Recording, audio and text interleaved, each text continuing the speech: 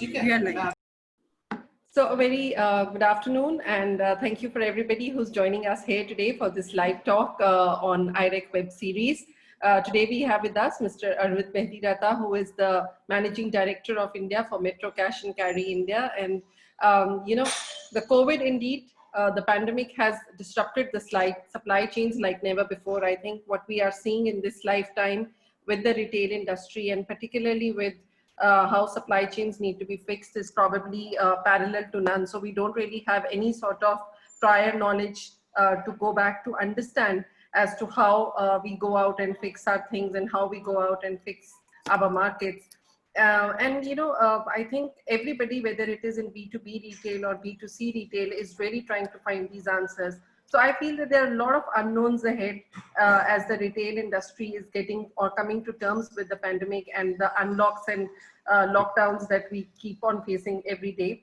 But I think the go-to-market approaches itself as they need to change, and they need to be thought of from a very new perspective, which is what we are trying to sort of have a talk with Mr. Arvind today. So thank you very much for joining us, sir. It's a pleasure to have you here on the IREC web series. And in the CEO dialogue, we would love for you to tell us as to how you're seeing the market changing, and also help us understand how globally, particularly in Europe, how things are moving and what learnings we can pull from there. So my first query from you is that how do you think the future of retail has evolved? Because of this pandemic, the consumer behavior patterns have sort of completely changed. Today, people prefer delivery to going to a store, and they prefer to use a kirana probably over e-commerce as much. And having said that, e-commerce itself is also growing. So what kind of omni-channel experience capabilities are now beginning to evolve, which were not there earlier, particularly and Metro Cash and Carry? What is it that you're doing currently that you were not doing prior? So a lot of questions. So I'll start by telling all the viewers what Metro is all about. So Metro as a company is the largest food wholesaler in the world. We are focused on three segments in India. The first segment is the trader or the kirana segment, all the mom and pop food and grocery stores. The second segment is what we call the hospitality sector, hotel, restaurants, caterers. And third is what we call the services companies and offices, the offices and institutions. So that's the institutional sector. So interestingly, all three sectors have behaved quite differently. I will start first with the trader segment and the kirana segment. There I will say that our business is doing extremely well. Metro is seen as the most trusted partner by all the kiranas that we are dealing with, right? And we are seeing that our business with kiranas in the last 4-5 months has grown at 25% plus versus a year ago. And there are several things which are leading to that behavior. First of all, again, to give you an overall perspective, if I look at the food and grocery market in India, about 90% of it is still unorganized. So it's controlled by the kiranas, which are obviously 112 million. So it's highly fragmented. Modern retail is about 7% or so, and balance is e-commerce. So the market is still dominated by kiranas. Kiranas are, within walking distance or just a phone call away from most of the Indian households. And we are seeing that people are now shopping more and more from kiranas, right? They place an order and the order gets delivered very quickly within a few hours versus, some of the e-commerce companies are taking days and weeks to deliver. So kirana's role in the last 4 months has come to the forefront, and everybody is realizing the importance of kiranas. Some of the concerns which people had with kiranas where we have played a role is educating them on the importance of safety, maintaining the safety protocols which we have implemented in our stores.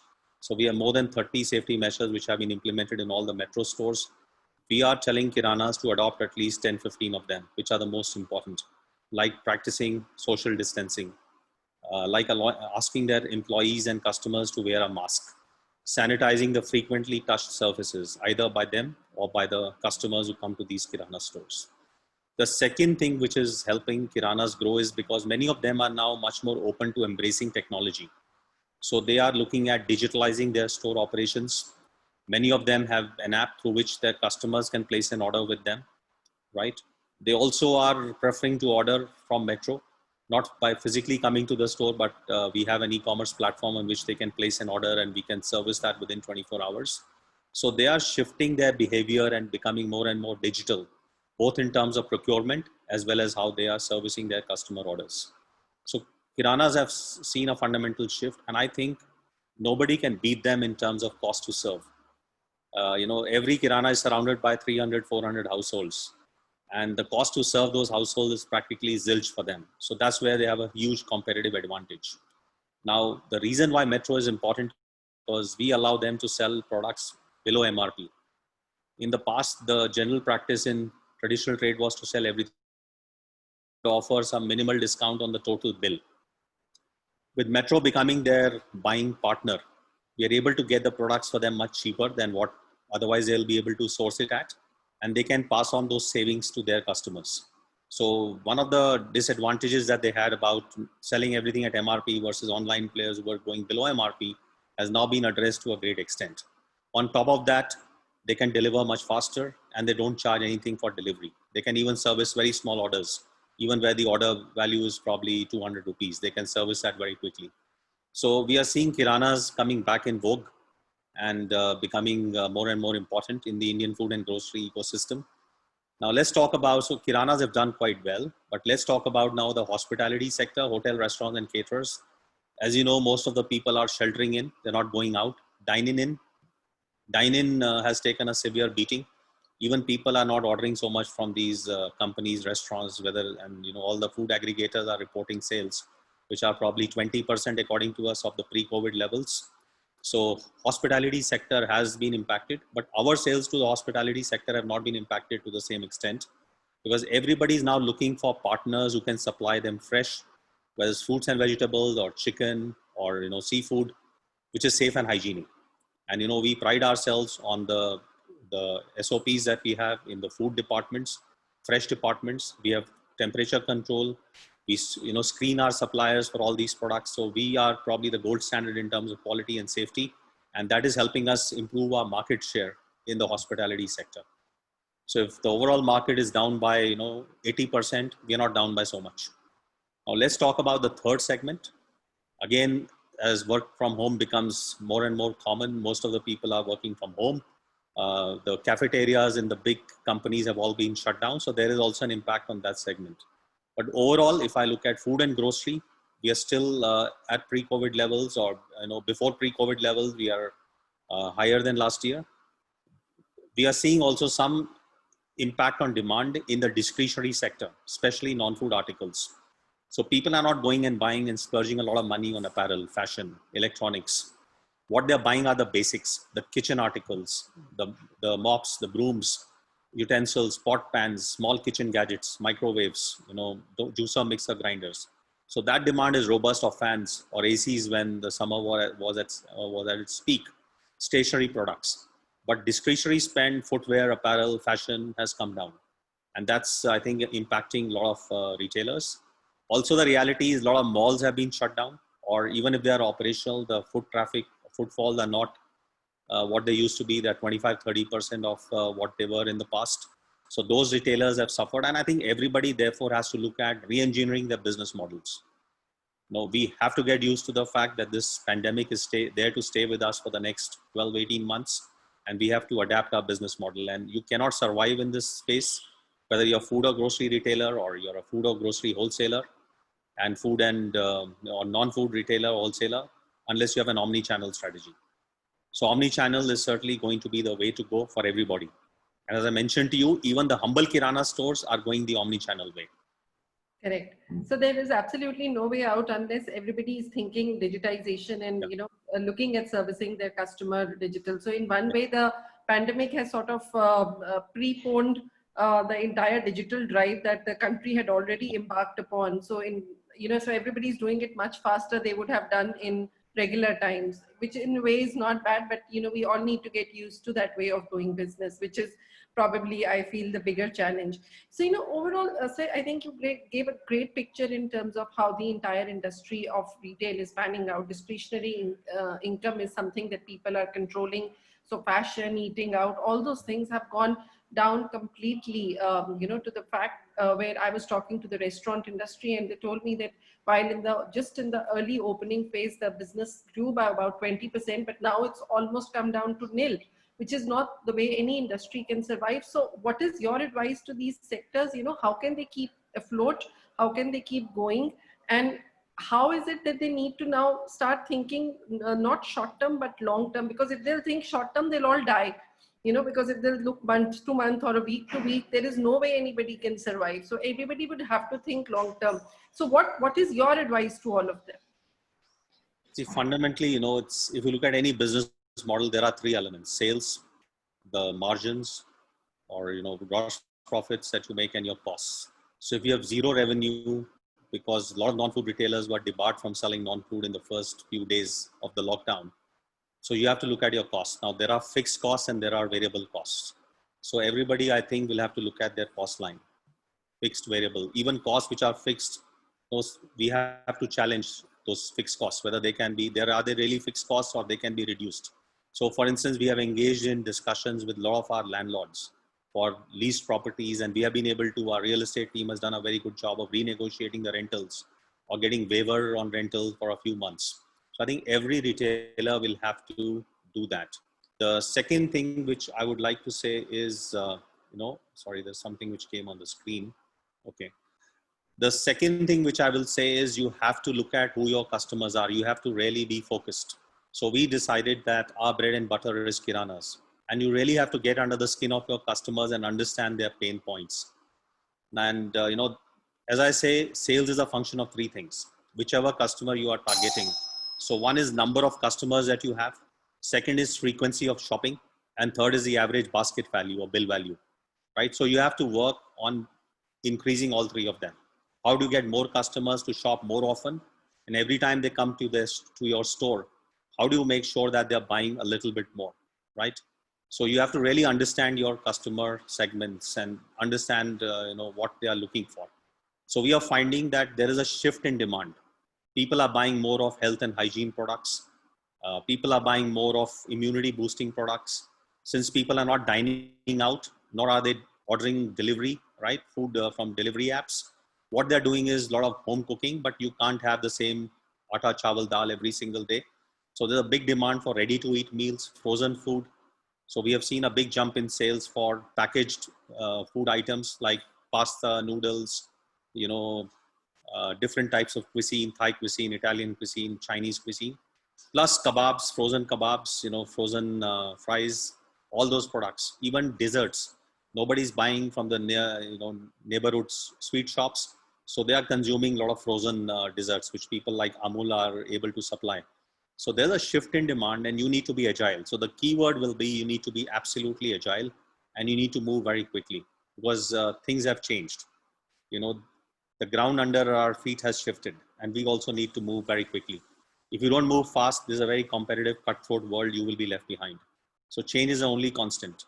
And we have seen that, we have figured out which are the categories which are now growing, where we have to make sure that we are the best in class.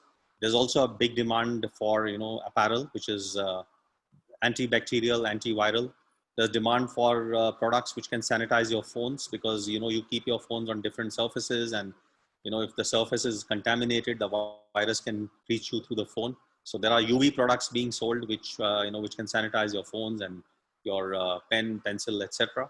So there is a big shift in demand and we have to all keep an eye on what are the shifting consumer patterns and quickly adapt. Similarly, we are finding that to the hospitality sector, initially we were selling a lot of food, but more than food right now, they're looking for cleaning solutions because somebody comes in, the surface has to be sanitized, the tables have to be sanitized. So they're looking for cleaning products. So we told our team that start focusing on cleaning products for the hospitality sector. There are also tunnels being installed by many of the larger establishments, sanitation tunnels which you go through so that, you're rid of all the virus if you're carrying any virus with you. So there's a shift in demand and you have to move very quickly. Agility is the name of the game, is what I can say. At the same time, I will say, lot of people take this view that the best way to reduce cost is to ask people to go or lay off people or cut salaries. We haven't done a single thing like that because people are our most important assets. in our times, in these times when we have brick and mortar stores, you cannot run those stores without the people, without your staff in the store. So in fact, we increased their salaries. We offered them incentive to show up for work. We provided for transportation. We have not laid off a single employee in the last 4.5 months. Okay, so that's the wrong way of cutting costs, but you have to eliminate non-essential cost. Like for example, travel. There's no need for travel. A lot of your office running expenses will come down. Non-essential maintenance work in the stores.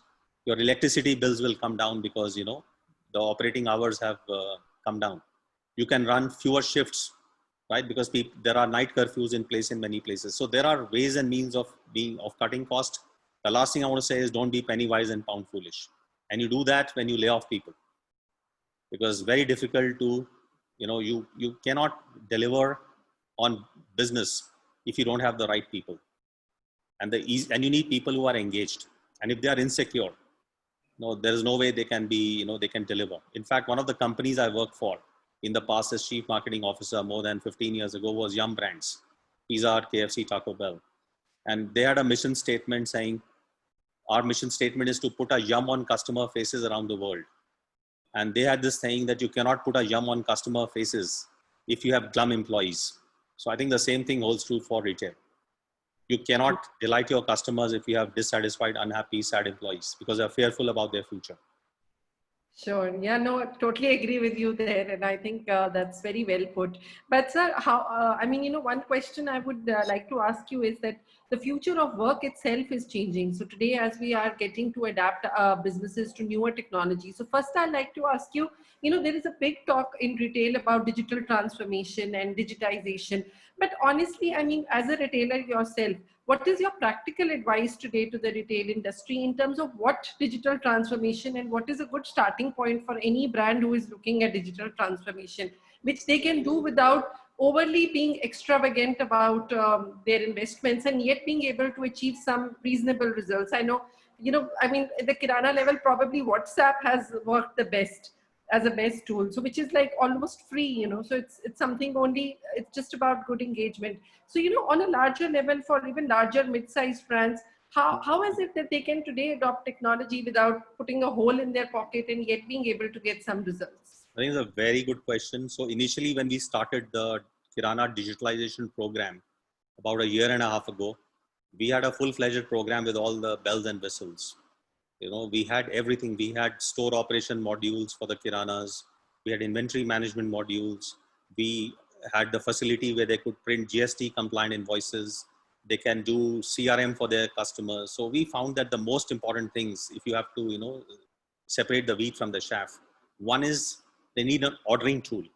So for buying my products, I'm talking about now in our context with Kiranas or hospitality sector. They want an e-commerce platform where they can place an order. They have visibility to your pricing and assortment, and they can place an order and order gets delivered. So you need certainly digitalization of the ordering process. The second thing is fulfillment. It's not good enough to get orders. You need to be able to fulfill those orders within a reasonable amount of time, let's say 24 hours. So you need to make sure that you digitalize and streamline those processes.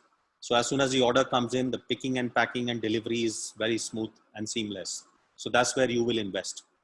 The third thing, honestly, is about payments.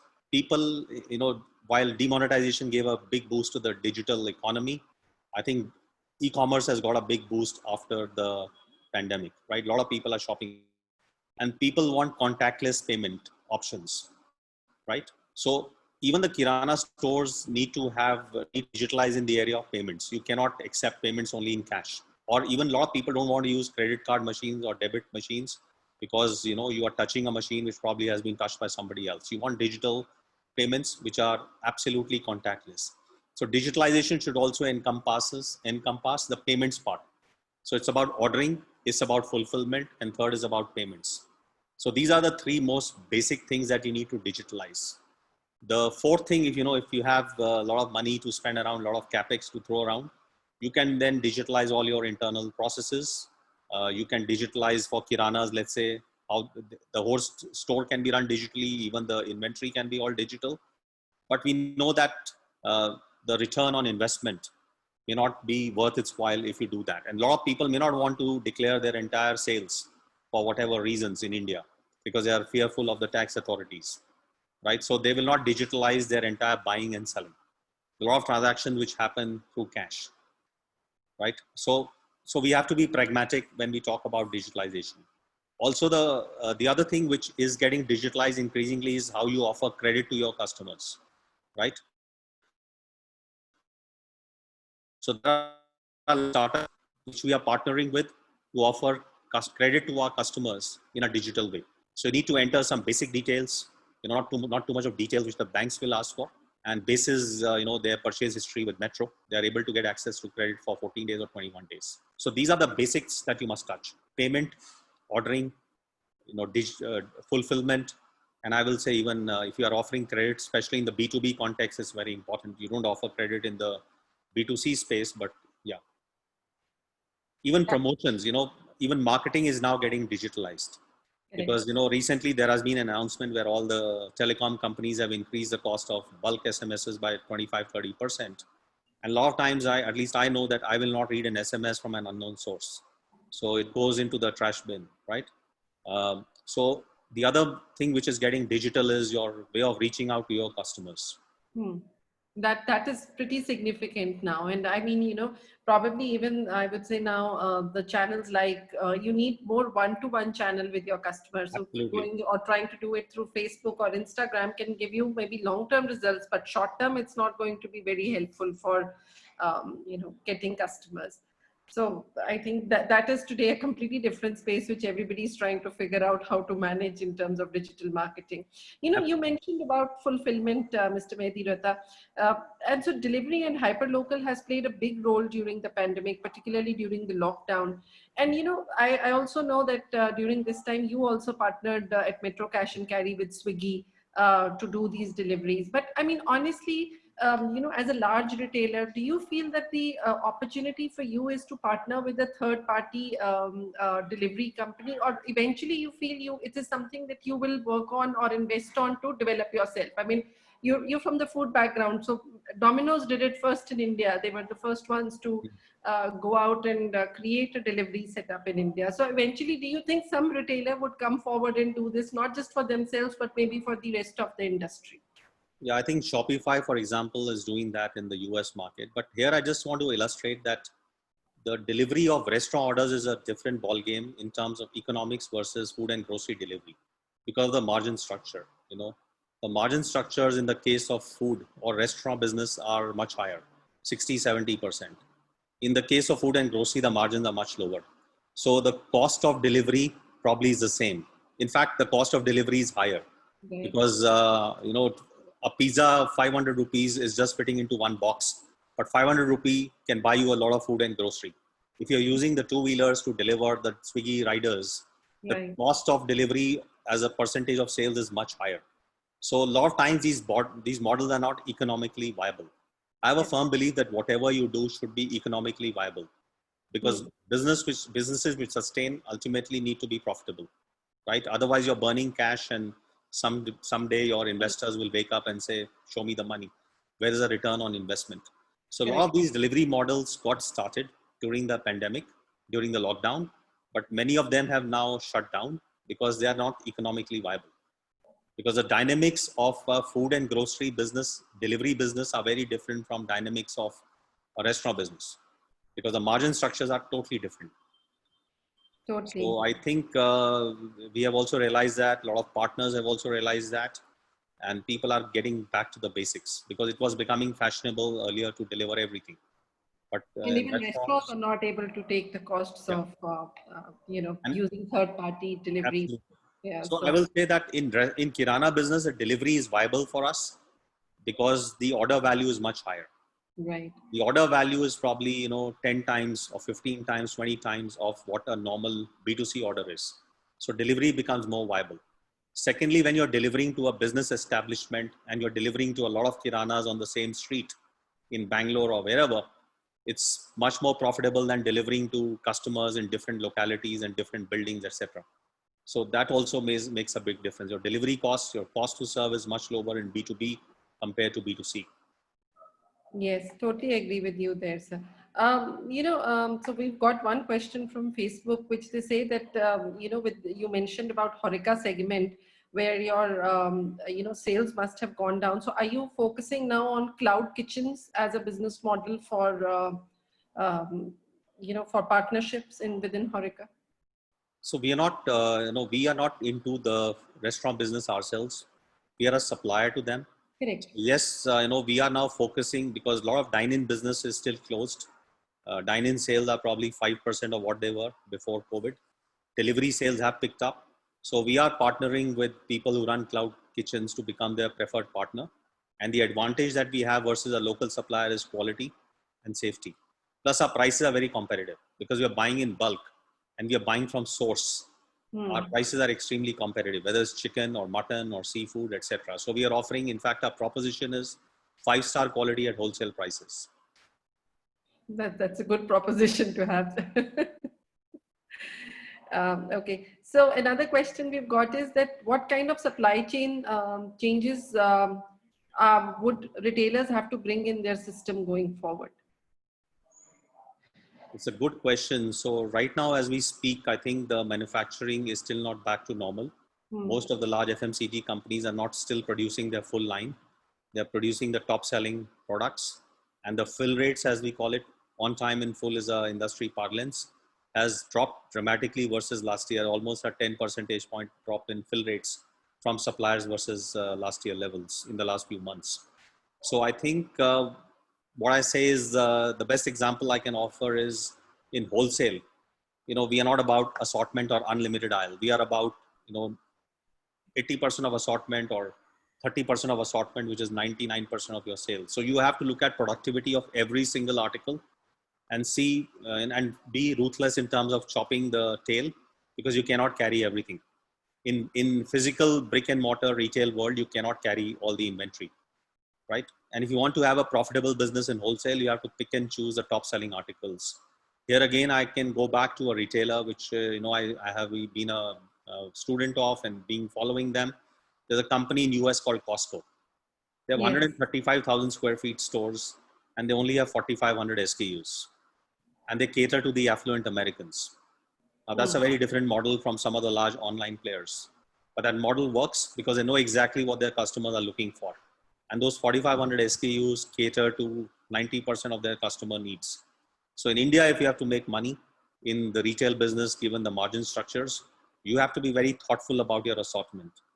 In our buying team, we have people who are experts. It's very easy for me to assort everything and say I'll carry everything. Then I'm not making any choice as a buying person or as a buyer or a category manager. My expertise comes in if, for example, let's take the example of televisions. In a retail format, you will probably carry 200 SKUs, but a wholesaler has to pick and choose and do only 20 SKUs. And your expertise as a buyer is to pick those 20 models, which will deliver as much sale as those 200 models, right? And then if you have much higher inventory or much higher sales per item, per article, you have much more bargaining power with your supplier. Correct. Yeah. Right? If I'm doing 2 lakh of sales with 200 models versus I'm doing 2 lakh of sales with 20 models, I have much higher bargaining power. And that's the beauty of wholesale. So we are proud of our buying organization. We have people who have been buying rice and pulses for the last 15, 20 years of their life. They are experts in that. And one of the things we bring to our Kirana partners is this whole knowledge about the industry, which is a brand and SKU of rice that you need to carry in your particular locality. Because a Kirana store in Whitefield is very different from a Kirana in Malleshwaram or some other part of Bangalore. Because Malleshwaram is a hardcore ethnic area with a lot of people, the Tamil Nadu region. In Whitefield, you have a lot of cosmopolitan people in the vicinity. So our assortment will vary, and that's the science and the art we bring to retail, to our Kirana partners. Sure. And I mean, so since you mentioned that, it's all about the sourcing that you do yourself as an organization, which is going to matter. And today with, a lot of retailers who have been sourcing from overseas and, from different markets, and I'm sure some of your product lines too are going to suffer because of that. So how are you sort of making a changeover over there? You know, how are you addressing that situation? Because some of your products cannot come from Korea, or I mean, China, of course, is anyway out of the picture. So, you know, so how would today retailers, and particularly who were small batch orderers, so to say, you know, they were not ordering in bulk, they were getting it only for their certain customers, how would that get addressed now? I mean, you know, do you feel localization is the answer, or? Yeah, I think it's a very good question. So one big difference between food and grocery business and maybe the fashion business sourcing and food and grocery is local. You buy from local producers, local suppliers. For example, you know, we sell a lot of spices and dry fruits and rice and pulses. They're all sourced locally from local suppliers. That's number one. We do have some direct imports coming from China because we have a big buying office in China and Hong Kong. But that is very limited part of our assortment. 99% of what we sell in India is sourced locally. And food and grocery is probably 85% of our sales. Yes. General merchandise is only 15%. And within that, again, we are finding there are a lot of good manufacturers in India who are sourcing to big companies in Europe and US. So we are tapping into that source because as a company, we never want to compromise on quality. As I said, you know, our proposition, whether it's food or whether it's general merchandise, is 5-star quality at wholesale prices. That's our differentiator. Sure. So, you know, we do a lot of business with local, and we support this Atmanirbhar movement, which has been launched by the Prime Minister, and Vocal for Local theme. We think it's very relevant for India. Absolutely, for any country today, because you know you can barely manage a supply chain which is going to come 80% from outside India. Yes, there are some niche products which are required by some high-end restaurants. So there are local food importers through which we are getting those products. Sure. Okay, but we are, for example, Metro is very strong in olive oil. We have a very strong business in Europe. So we do bring olive oil into Europe, from Italy, Spain, directly into India using our global buying organization. And that has not been impacted, you know, because of COVID. That supply chain is still very much in place. Or salmon. So there's a big demand for salmon from top-end hotel restaurants. So we're buying directly, you know, either Scottish salmon or Norwegian salmon from Europe directly into India.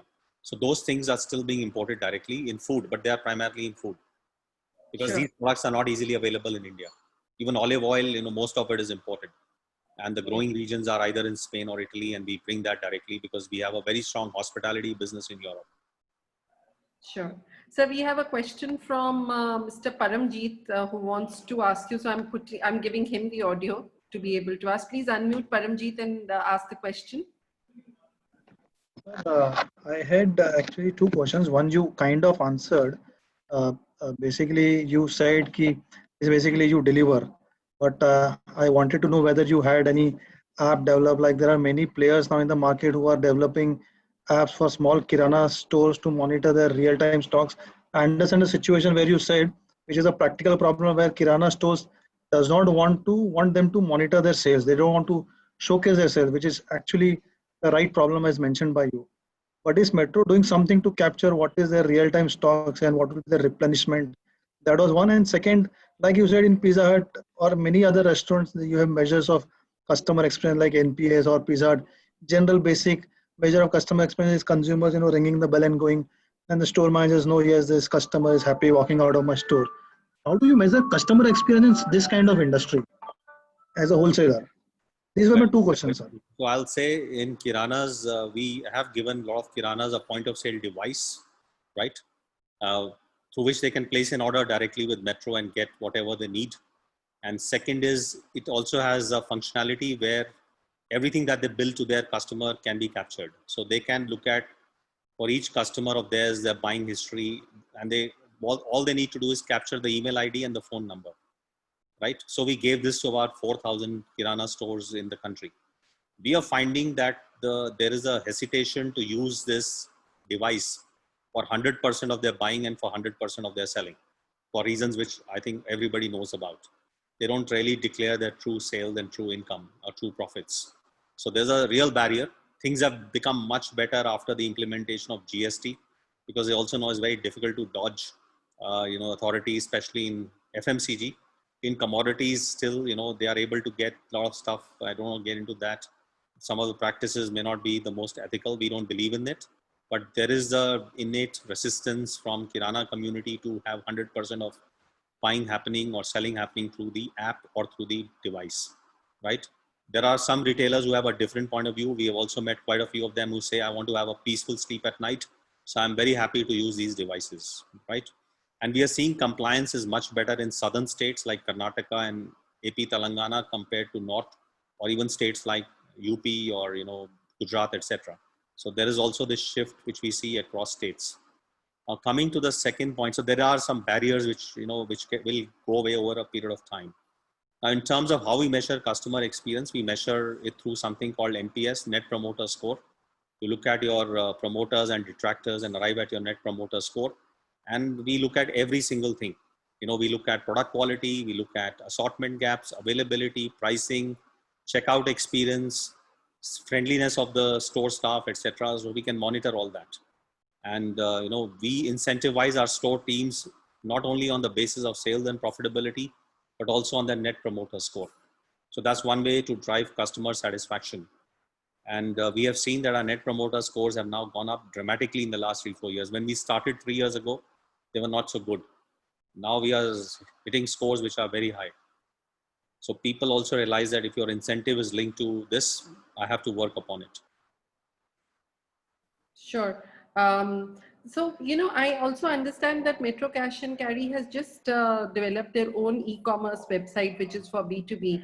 But I mean, at some point of time, do you think it would be also interesting for you to look at B2C, since anyway you're going omni-channel and there is a website? So, I mean, given the fact that today lots of other retailers are also planning to do that. Walmart. I think I will say that our destination is wholesale. We have made that choice globally and we are sticking to that choice even in India. So globally, we are a wholesaler. Initially, I think 4 or 5 years ago, we were a pretty diversified conglomerate. We had departmental stores. We had a chain of electronic stores under the banner of Media Mart and Saturn in Europe. We had a chain of hypermarkets under the banner of Real in Europe. So all those businesses have been spun off into separate companies or sold off. Now we are a pure wholesaler focused on food and grocery. In Europe, our focus is primarily on hospitality sector.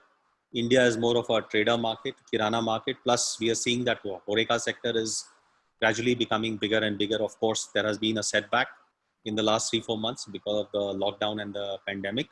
And we believe, but over a period of time, it will become bigger and bigger. And like France, 75% of our business is from hospitality sector. Wow. In India, the numbers are much smaller.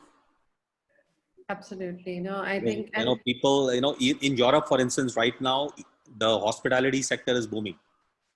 So there was a, paycheck protection program offered by the governments of US and also in Europe, where they covered 80% of the wages of their employees. Even small businesses were covered. Second thing is, very interestingly, we are seeing that in Europe, a lot of restaurants are now doing outdoor dining. Because right. Indoor dining, there is a theory that you are susceptible to catch the infection if you are seated indoors. So the government has converted streets and roads into pure pedestrian streets. So there's no vehicular traffic allowed on those streets. Correct. So you can spread out the tables and you can spread out the chairs outside your restaurant, and people are going out and eating out in these cafes and restaurants all over Europe. And our business is, growing versus last year. Even in the month of June, it grew versus last year. So it's a very interesting trend. In India, on the other hand, people are still very fearful of going out, even ordering from outside. And the government has not taken any initiative to promote dining. In fact, with the night curfew in place, which has now been relaxed yesterday, hopefully things will improve. But, a lot of the business for restaurants comes from dinner occasion, dinner day part occasion. So that was also affected. So it's different, each country has its own priorities. Yeah, no, absolutely, sir. I agree. So what other, I mean, do you think that the trade-off that India might have had, for buying more kitchen equipment because they're cooking in their houses versus not dining in, is that a good trade-off for you as a retailer? I will say yes, because what has happened is consumption for some of the categories which are not core categories in food has gone up significantly. I was telling you frozen, ready to eat meals, new types of cuisine, pasta, noodles, soups. So those categories have seen a 30-40% jump in sales versus last year. That's not the normal rate of growth. And again, in India, I think if you look at the culture is more of eating at home. Even when you have, you invite family or friends for dinner, you normally cook at home. You don't take them out. Absolutely. In European markets, in US, it's more of going out with your friends and family. Here it happens only on special occasions. Yeah. So I think the habits are quite different in India versus Europe, so it's unfair to compare the two markets. But I think, yes, the government should have done something more for the hospitality sector. There's been no relief which has been forthcoming for the hospitality sector. A lot of people engaged in the hospitality sector, provide a lot of employment. There's been discussion with mall owners to reduce the rent and all. So and with mixed results. But I honestly believe that ultimately the country has to progress. Hospitality will play a very important role. And eating out has to be safe. One big thing is everybody has to now focus on safety and hygiene. Sure. I remember, about 10 years ago or 15 years ago when I was entering the retail sector, I met hotel owners of branded hotels, star hotels in places like Amritsar. When you talk about quality with them, they say nobody has ever died eating chicken in my restaurant. So what are you telling me about quality? That was a mindset of people 15 years ago. That mindset has changed. Yeah. Because a measure of quality was nobody has died eating food in my restaurant. Well, I've been to that. But thank you very much, sir. I think this was one of the best conversations I've had to really understand how retail industry today needs to change, and we need to be thinking new and need to be thinking differently than what we've been used to.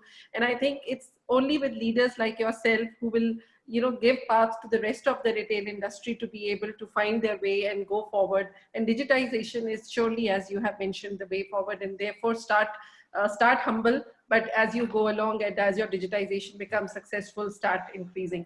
Thank you very much for talking to us today, Mr. Arvind, and thank you indeed. And in case this talk would be available live on Facebook at Indian Retailer homepage, and also on YouTube. So if you have some more questions you would like to ask from Mr. Arvind, please feel free to put it over there, and we would hopefully get him or his team to answer them for you. Thank you very much for this talk. Have a great weekend. Bye-bye, everyone. Thank you, sir. Thank you.